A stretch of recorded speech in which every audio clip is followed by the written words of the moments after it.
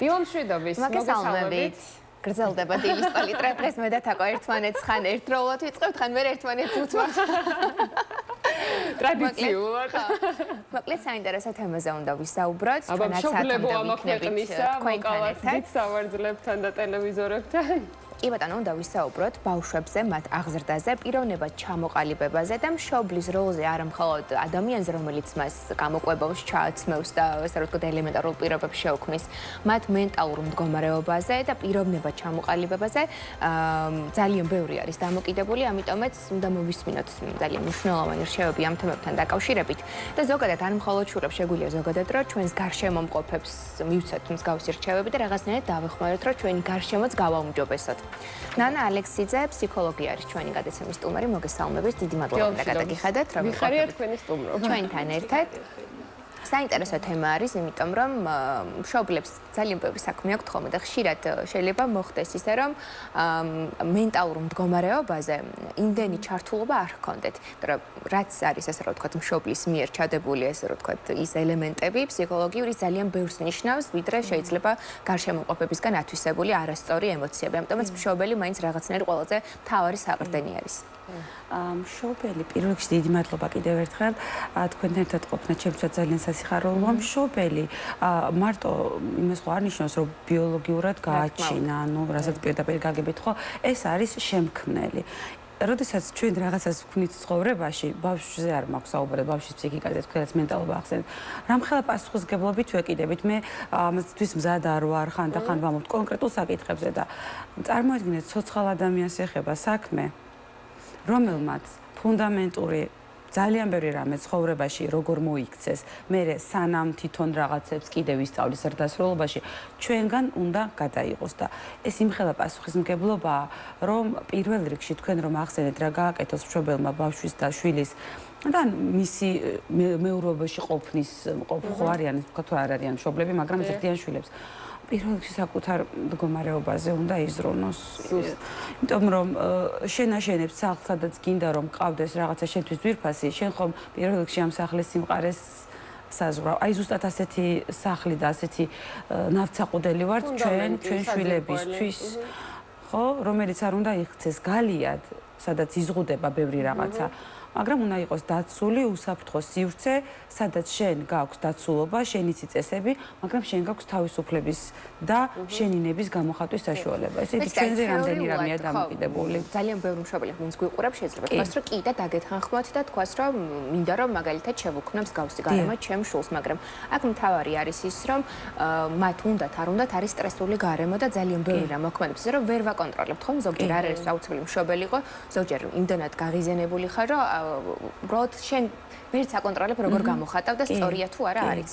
ამიტომ მათ რაღაცნაირად მინდა მივაწოდოს რჩევები თუ როგორ უნდა გაუმკლავდნენ და როგორ უნდა გამოიმუშაონ ის თვისებები რომ შემდეგ სტრესი არ გადავიდეს უკვე შვილზე. პირველ რიგში რაც ძალიან მნიშვნელოვანია ეს არის ჯანსაღი საზღვრები და ეხლა განსაკუთრებით ახალგაზრდებს უკვე აქვთ მე მგონი ეს თვითცნობიერება და ფსიქოგანათლება რომ სანამ შენ გადაწყვეტა არათუ ოჯახის შექმნა შვილის სკოლას იქვე უნდა მოხდეს ეს რომ მე ამისთვის მზად ვარ თუ არა და საერთოდ რას ნიშნავს ჩემთვის ეს შვილობა უბრალოდ გვარის გაგრძელება და გენერაცია და რაღაცა წესი და ტრადიცია რომ თუ მაქვს მე ბიოლოგიური უნარი მე შვილი ვიყოლიო თუ კიდევ სხვა მაგრამ თქვათ და გაჩნდა უკვე მშობლები გვიყურებენ და მომე დაგვიანებულია მე უკვე მყავს შვილი ხო ახლა რა ვქნა აი ზუსტად იგივე ეხლა ამ ეტაპზე მე თერაპევტიც ვარ და ყველა ასპექტში ინდივიდუალური არის ხოლმე სიმპტომები ძირითადად რაც არის ეს არის რომ ან არის ბავშვი ჩაკეტილი ან შვილი არ მემორჩილება ან სწავლასთან მიმართებაში აქვს და ყველაფერი ეს არის ბავშვის ფსიქოემოციური მდგომარეობა მე რა პრობლემაც მაქვს მშობელს ამ მომენტში ის გადადის ხო დავაკვირდე ბავშვთან ურთიერთობაში რა შემიშლის ხელს და ვინც და რაც გიყვარს ადამიანის мотиваცია ძალიან დიდია როცა რაღაცა ძალიან გინდა რაც არ უნდა გქონდეს დაბრკოლება იმას მიაღწევ თუ შვილის მიმართ შენთან ეს мотиваცია გარდა სიყვარულისა რომ ეს ჩემია და კუთვნილებაში არ გადადის და სიყვარული ეს არის თქვა როგორც იციან ხო აღმოსავლეთში არა ყვავილი მოვწყვიტო არამედ დავრგო მოვრწყო თუ შენ აი ამის უფლებას მისცემ შულს სიყვარულით გააკეთებ იქ აღიარებ რომ მე ახლა რესურსი არ მაქვს რა გჭირდება, როცა რესურსი არ გაქვს? გაგაღიზიანა მეზობელმა ვიღაცა სამსახურში. რა გჭირდება? პაუზა აიღო. 2 წუთი საკუთარ თავთან დარჩე. ბოდიში რომ გაწყვეტინებთ, აი ამ დროს ყველას ვქონი, ყველა ვინც მშობელია, განსაკუთრებით დამეთანხმება, რომ ყოველთვის ვქონია ისეთი მომენტი, როდესაც ვერ ვახერხებთ ჩვენი ემოციების გაკონტროლებას, ბავშვს ან ვუყვირით, ან არამიზნობრივ შენიშვნას ვაძლევთ იმ კონკრეტულ მომენტში, თუმცა იმის გაცნობიერება, რომ ეს ყველაფერი არ იყოს სწორი ბავშვთან მიმართებაში, კიდევ ერთი დამატებითი პლუსია, რაც მშობელს ამ მომენტში ეძლევა. ასეთ დროს, როდესაც მე ვხვდები, რომ ჩემი შვილის მიმართ არა სამართლიანი აგრესია, მაგალითად, გამოვხატე, ყოველთვის ვცდილობ ბოდიში მოვუხადო და ავუხსნა, რომ შენ ახლა დამნაშავე არ იყავი, მე შენ არასწორად გიყვირე და მაპატიე. მე ვიყავი გაღიზიანებული, გაბრაზებული, დაღლილი, სხვადასხვა მიზეზები, რაც იმ კონკრეტულ მომენტში შეიძლება იყოს. მე ამას ვუხსნი, მიუხედავად იმისა, რომ არის 3 წლის და ბოდიშს ვუხდი.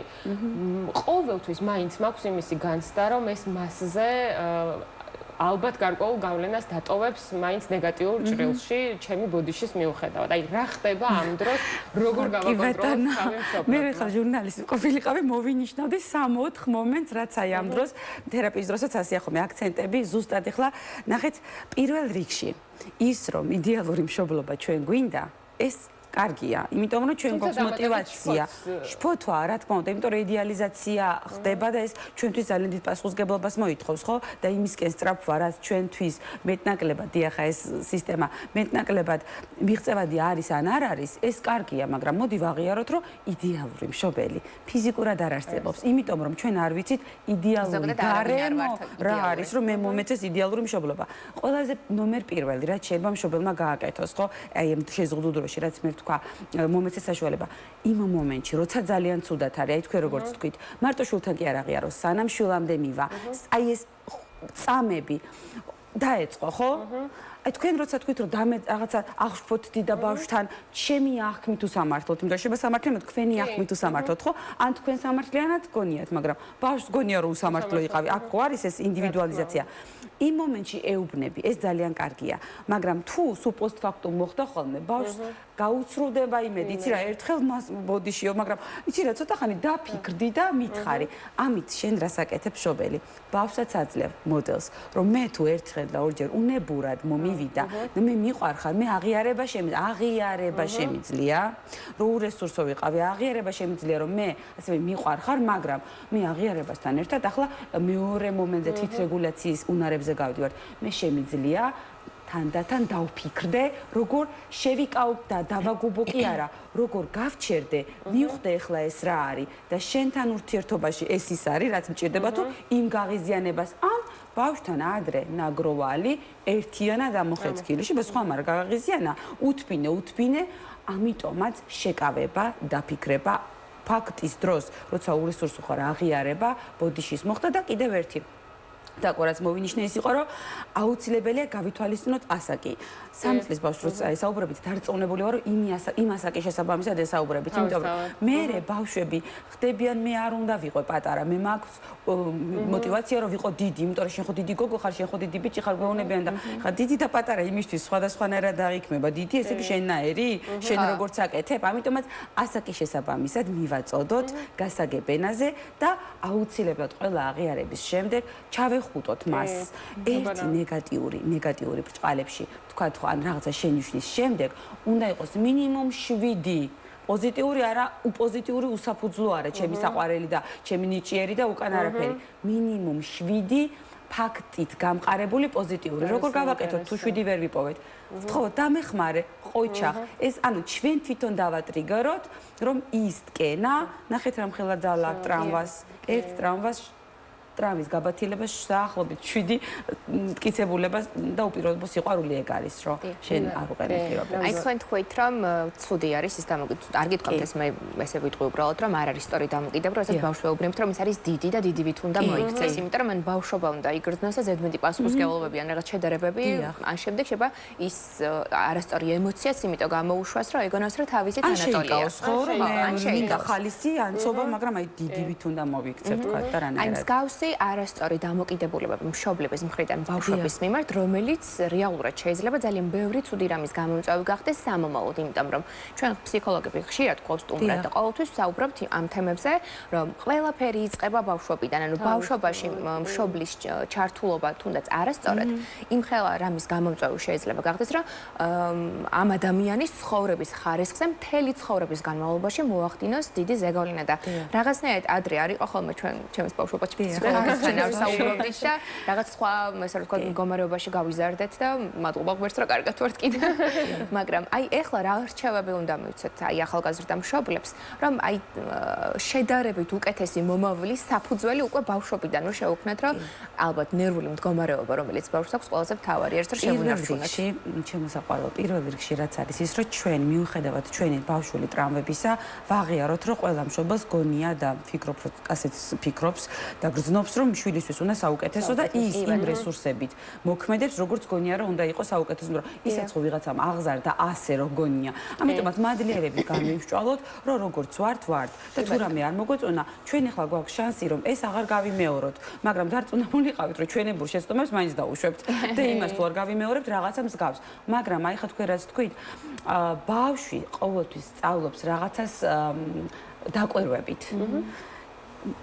ანალოგით, მაგალითით, ანუ ის რომ მე პირდაპირ ბავშვს ვეუბნები, რომ აი ასე გააკეთე, ეს ხომ ერთი მომენტია, მაგრამ როდესაც ბავშვი უყურებს, მე როგორ ვურთიერთობ, ან ჩემი მშობელი როგორ ურთიერთობს დასთან, ძმასთან, თქვათ, აი ძალიან ვიწრო, მეზობელთან, დედა და მამა, დედა და ბებო, ასე შემდეგ. ის რა თქმა უნდა ამას იმახსოვრებს ჩვეულებრივად. ჯერ ეგერთი ნეირონულ დონეზე არსებობს სარკისებური ნეირონები. შემდეგ კიდევ უყურებ, აღიქვავ და ამას აპრიორი იღებ. დედის და მამის ურთიერთობა, როდესაც ახსენეთ, წამიკითხავს სპეციალისტების დასკვნები, რომ როდესაც დედას და მამას, ვთქვათ, რაღაც დაძაბული ურთიერთობა აქვთ ერთმანეთში, ბავშვი ამ დროს სეპარაციას ახდენს და ირჩევს ერთ კონკრეტულ მშობელს, რომელს მიეკედლოს. ეს რამდენად ერთ-ერთი ვარიანტია, ესაც არის ყველა ბავშვი თავისებურად წყვეტავს. აი რა მე 4 შვილი მყავს და ყველა ბავშვი თავისებურად წყვეტავს, როგორ განვითარდეს და მოერგოს იმ გარემოს, რა გარემოშიც დედა და მამა ვაცხოვრებთ, ასე ვთქვათ, ამ შვილებს, ხო? ესე იგი, ნახეთ, ერთი ბავშვი შეიძლება თუ ბავშვს გააჩნია კიდე კამათის საფუძველს, თუ კამათის საფუძველი არის ბავშვთან დაკავშირებული, რა თქმა უნდა, ბავშვი ერთ-ერთი ვარიანტია ეცდება, რაც მისთვის სასიკეთო ის, ან ბებია და ბაბოსაც შეიძლება მიეკედლოს, თქვა, თუ ისინი ანებივრებენ, ასე ანებივრებენ ბჭყალებში, ხო? ან პირიქით, თუ ისეთი სერიოზულია ბავშვი გაირიყოს, საერთოდ გაერიდოს და გამრიდებლული, ანუ არსებობს ტემპერამენტი, რთული ბავშვი, არსებობს მორგებადი ბავშვი, ნელი აგზნების ბავშვიც არსებობს, რომლებიც განაარგზნობენ, მაგრამ რეაქციები აქვს ჩენელებული და მერე დეპრესიული ტენდენციები უფრო ხშირია ასეთ ბავშვებთან. ესე იგი, ჩვენ როგორი თვითრეგულაციაც გვაქვს მშობლებს, როგორი ურთიერთობის მოდელებიც გვაქვს, ვეტყვით ამას თუ არ ვეტყვით, ის ამას იღებს. მე თუ ბავშვს ვეუბნები, დედიკო იყავი მზრუნველი, მეგობრული, მგონია რომ რა კარგია ამას ვეუბნები და 2 წუთის შემდეგ ვაკეთებ სრულიად საპირისპიროს. ის რა თქმა უნდა არის კოგნიტურ დისონანსში და უჭირს ამისი დაჯერება, იმიტომ რომ ის იმას იჯერებს, რასაც ხედავს, განიცდის. და ასევე ბავშვი შეიძლება ნახეთ დედებიც ამ მშობლებიც არ არიან ნაკლებ დღეში, ძალიან რთულია იმათაც ხარდაჭერა ჭირდება. ეს არ გამოვიდეს ახლა რომ ჩვენ რაღაცნაირად მშობლებს ვასწავლით. მე მინდა ესე იყოს, მაგრამ ჩემი ფსიქიკური მდგომარეობა, სტრესული გარემო და ასე შემდეგ არ მაძლევს იმის საშუალებას, რაც მინდა რომ შვილს ვასწავლო და რაც მე მინდა რომ გავაკეთო, ამას ვერ ვაკეთებ. მაშინ უნდა ვაღიარო. რომ იცი რა მე განა არ მინდა, მაგრამ ეს დამემართა და ისევ იზრუნებს მშობლებო საკუთარ ფსიქიკურ მდგომარეობაზე, როგორც შეგიძლიათ ისე.